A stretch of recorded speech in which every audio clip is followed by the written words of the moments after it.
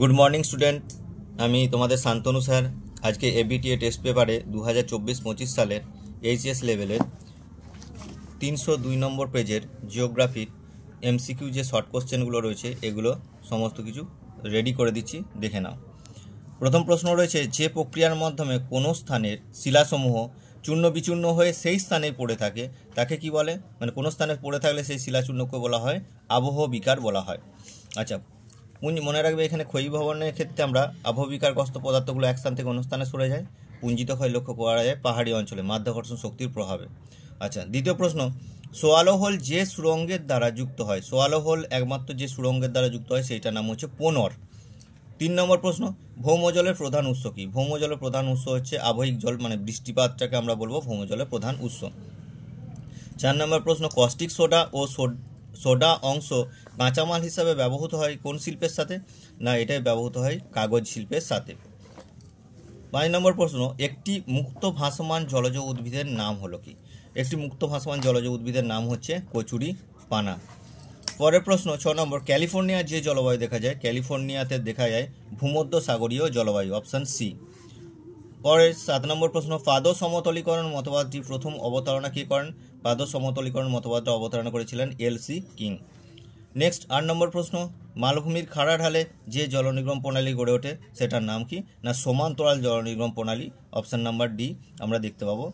আচ্ছা, 9 নম্বর প্রশ্ন, একটি আঞ্চলিক মৃত্তিকার উদাহরণ। আঞ্চলিক মৃত্তিকা হচ্ছে যে অঞ্চলে সৃষ্টি হবে সেই অঞ্চল থেকে অন্য কোথাও যাবে না, সেই আঞ্চলিক মৃত্তিকার উদাহরণ হচ্ছে পর্জল মৃত্তিকা। 10 নম্বর প্রশ্ন, ক্যারিবিয়ান সাগরে ক্রান্তীয় ঘূর্ণিবাত যে নামে পরিচিত? ক্যারিবিয়ান সাগরে ক্রান্তীয় ঘূর্ণিবাত হ্যারিকেন নামে পরিচিত। নেক্সট প্রশ্ন 11 নম্বর, একটি সাময়িক বায়ুর উদাহরণ দাও।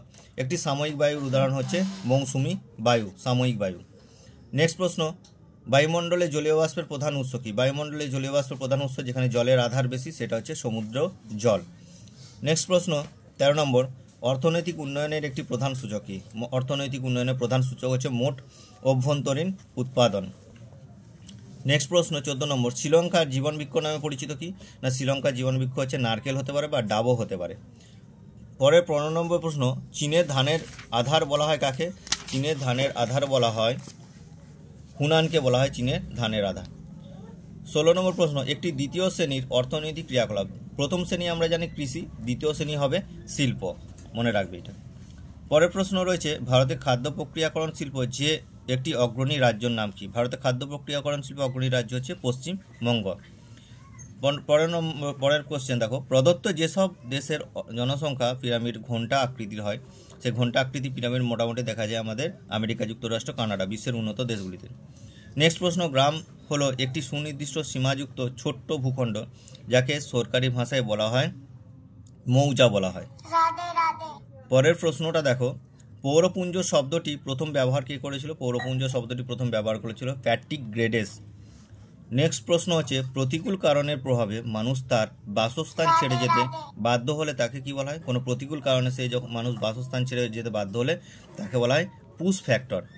যাই হোক, এই কোশ্চেনগুলো আমি করে দিলাম, পরের বার আমি এসএকিউগুলো করে দেবো।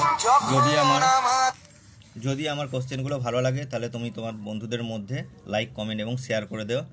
আশা রাখছি ভালো লাগবে।